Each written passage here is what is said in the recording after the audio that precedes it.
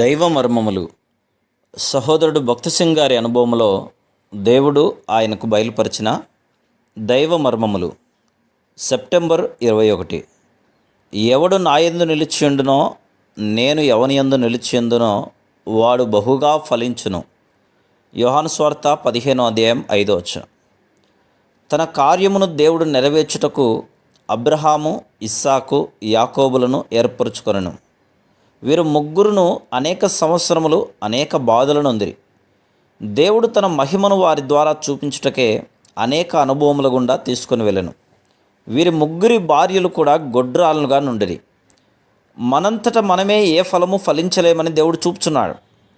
పాపం వలన మనము బీడు భూమి వంటి వారం. అద్భుత రీతిగా అబ్రహాముకు వృద్ధాప్యమందు కుమారుడు అనుగ్రహించబడెను.